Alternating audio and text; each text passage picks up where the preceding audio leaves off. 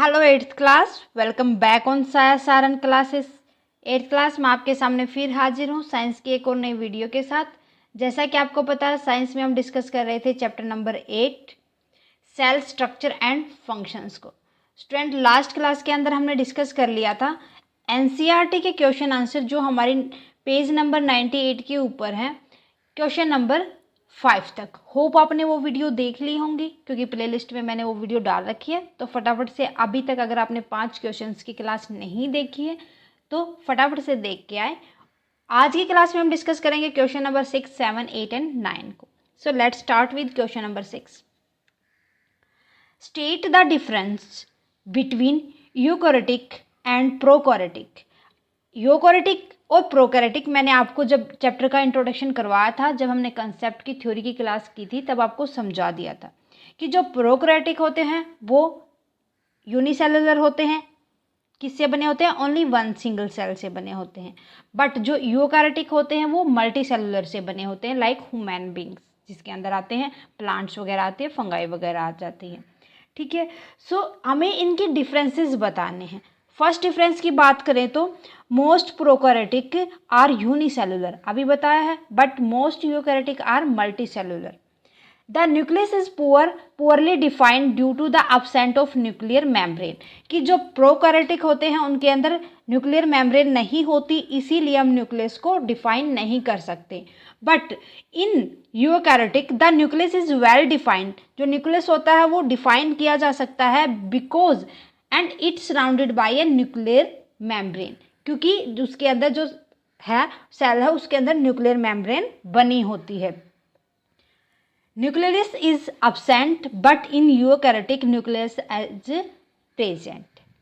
Cell organelles such as plastids, mitochondria, Golgi bodies, etc. are absent. जो prokaryotic होते हैं means जो unicellular होते हैं उनके अंदर सेल ऑर्गेनल्स absent होते हैं, प्रेजेंट नहीं होते, like plastids, mitochondria, Golgi bodies. But in eukaryotic cell organelles such as plastids, mitochondria, Golgi bodies are present. ये सारे के सारे जितने भी सेल ऑर्गेनेल हैं यहाँ पर प्रेजेंट होते हैं। नेक्स्ट है bacteria and blue green algae are prokaryotic cell. जो बैक्टीरिया होते हैं, ब्लू ग्रीन एल्गी होती है, ये सारे के सारे सिंगल सेलुलर होते हैं, है ना, यूनिसेलुलर होते हैं ना, तो इसीलिए किसके एग्जाम्पल हो जाएंगे? प्रोकैरियोटिक। बट जो फंगाई होती है, प्लांट्स होते हैं, एनिमल्स होते हैं, वो क्या होते हैं? यूकैरियोटिक सेल्स होते हैं, लाइक ह्यूमन बींग भी इसी के अंदर आ जाते हैं। सो क्लियर है आपको क्वेश्चन नंबर 6। क्वेश्चन नंबर 7 देखते हैं। Where are chromosomes found in a cell, state their function. आपको बताना है कि क्रोमोसोम्स कहाँ पर प्रेजेंट होते हैं और इनके फंक्शन बताने हैं आपको। सो जितने भी जो क्रोमोसोम्स होते हैं वो हमें पता है कि इन हेरिडिटी के अंदर जो हमारी कैरेक्टरिस्टिक्स आती हैं उनको फॉलोअप करते हैं, और इनको कौन कंटेंट करके चलता है? न्यूक्लियस कंटेंट करके चलता है, लाइक ए थ्रेड। जिस तरीके के थ्रेड होता है ना, उस तरीके के बने होते हैं।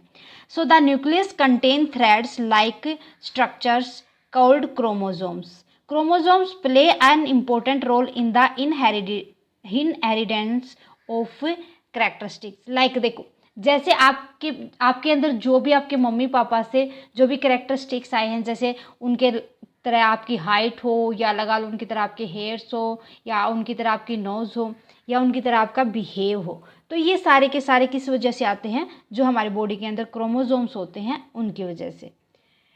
दे carry genes that help in transfer of characteristic from parent to the offspring. कि जो क्रोमोसोम्स होते हैं वो जीन्स को लेके चलते हैं, उनके अंदर जीन्स होते हैं, कैरी करते हैं वो, ताकि वो जितनी भी कैरेक्टरिस्टिक्स पेरेंट्स की होती हैं उनको उनके ऑफस्प्रिंग मीन्स उनके बच्चों में ट्रांसफ़र कर सके। क्लियर है? 7th बिल्कुल इजी है। देखो, मैंने आपको इसीलिए पहले थ्योरी पढ़ाई थी ताकि आपको अच्छे से समझ आ सके। सो बच्चा, अगर आपने अभी तक थ्योरी की क्लास नहीं देखी तो पहले पढ़ लो अच्छे से थ्योरी, तभी क्वेश्चन लगा पाओगे, अदरवाइज नहीं। नेक्स्ट देखो फिर question number 8। Cells are basic structural unit of living organism, explain कि जो सेल्स होते हैं किसी भी लिविंग ऑर्गेनिज्म की एक बेसिक यूनिट होते हैं जो उनको स्ट्रक्चर दे के चलते हैं। कैसे? Cell constitute various component of plant and animals. जो सेल्स होते हैं वो कहाँ से कंस्टिट्यूट होते हैं? जो प्लांट के एक बहुत ही वेरियस कंपोनेंट होता है जो सेल होता है। A cell is the smallest unit of life. हाँ, ये सबसे छोटी यूनिट जरूर होता है।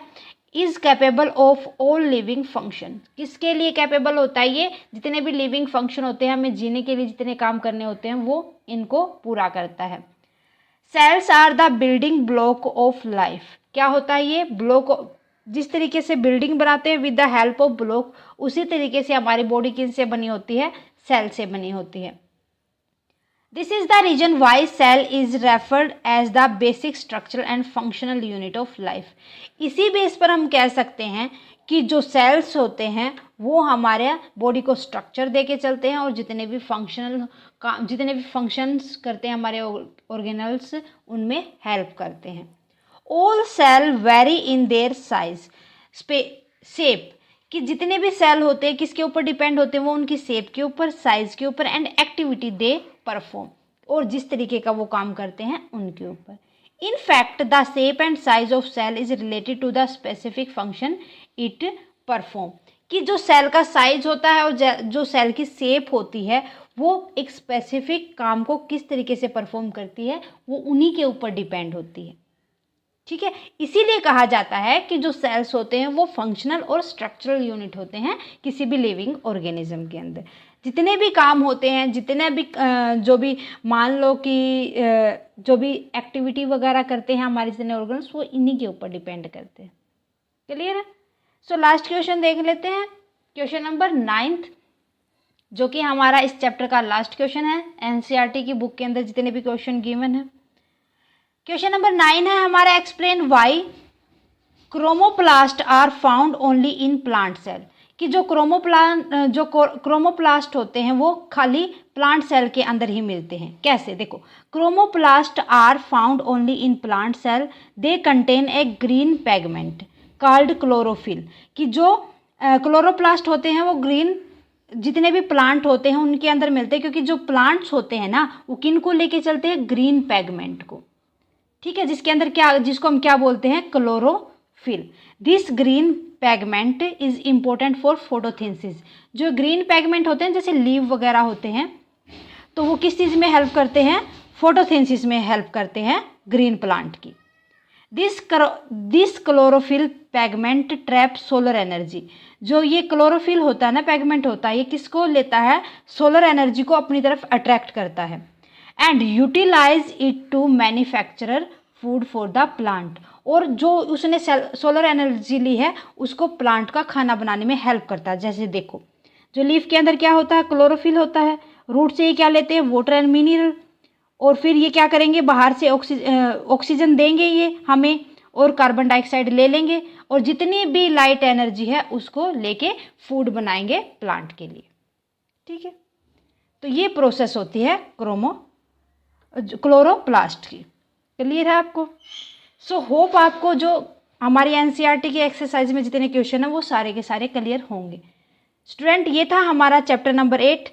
मिलते हैं नेक्स्ट क्लास में विद चैप्टर नंबर 9। आज की क्लास कैसी लगी प्लीज़ मुझे कमेंट करके बताएं। क्लास अच्छी लगे तो प्लीज़ लाइक और अदर स्टूडेंट के साथ ज़्यादा से ज़्यादा शेयर करें। चैनल पर नए हैं तो फटाफट से साया सारन क्लासेस को सब्सक्राइब कर लें। Thank you very much student, bye bye and take care.